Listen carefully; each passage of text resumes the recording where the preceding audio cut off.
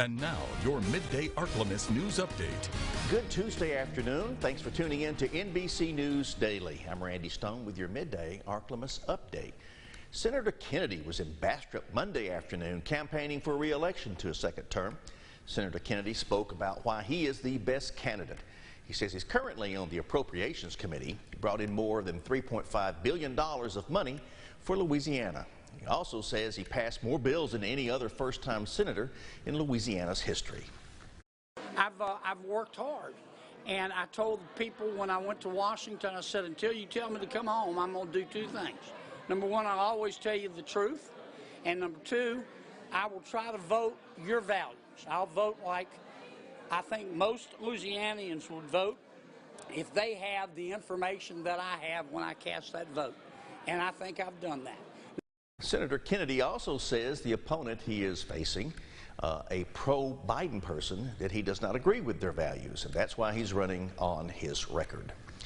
3 candidates are running to become the next mayor of Sterlington, including incumbent Mayor Cesar Velasquez, who is now running for re-election. NBC 10's Valerie Moravi spoke to the candidates about their plans for the town if elected. Velasquez says his top priorities are economic development, infrastructure, and commercial growth. He says there are currently several major projects in the works. My biggest thing that I want to do is I want to concentrate now on making sure that we're set up for success going forward in the future. Looking at economic development, really trying to drive the commercial growth in Sterlington. Velasquez says current projects include the building on the access road for commercial growth and a grant for infrastructure improvements. We're looking at projection somewhere around 20 new jobs. We did get some COVID money that we're going to use for repairs on the infrastructure. Current Sterlington Alderman Matt Tolbert says he plans to focus on tackling current issues such as rebuilding the police department, beautification, and the town's current debt. It's important that our citizens are safe in their homes, that their vehicles are safe at night. We could have night patrols and have officers in our communities at night that are patrolling the streets. Tolbert says he's looking forward to improving infrastructure and bringing more businesses to the town. We're just a few miles from I-20. We have the river right here in our backyard,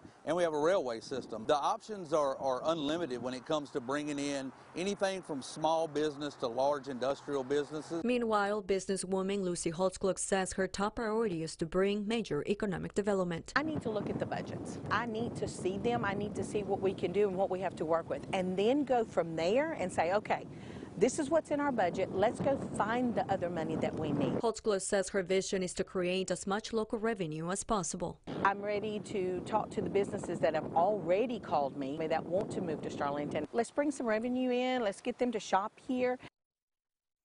And now, exclusive Storm Tracker Doppler weather from the most experienced meteorologist in the Ark-La-Miss, Jared Floyd.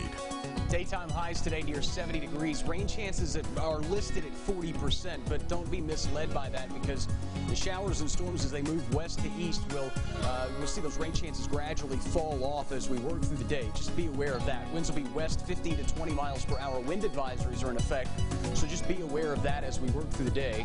Lows tonight will be back in the mid to upper 40s. Those winds starting to die down. They'll be out of the northwest through the overnight time frame. But some cooler conditions as we head through the second half of this week. Morning lows will likely stay in the 40s for a few mornings. Daytime highs climbing back into the mid to upper 70s Wednesday, Thursday. Now, weekend plans will be a little soggy because we do look for the rain chances to return late Friday into Saturday, and some lingering light rain could hang around late Saturday into Sunday. We're not looking for Saturday and Sunday to be a complete washout, but it will be kind of cloudy and gloomy. At least that's how things are sitting right now. So again, the rain much needed, but obviously for weekend plans and Halloween parties and things of that nature, just be prepared for the rainfall. Morning lows will climb, and again, with the rain this weekend, not really expecting any thunderstorm activity. So pretty typical fall-like pattern setting up for the next couple of days. And once the rain clears out, look for temperatures in the 70s early next week. And it looks like we're finally getting rain for the weekend. Remember, Halloween is Monday. Get out and vote. NBC News Daily continues. God bless.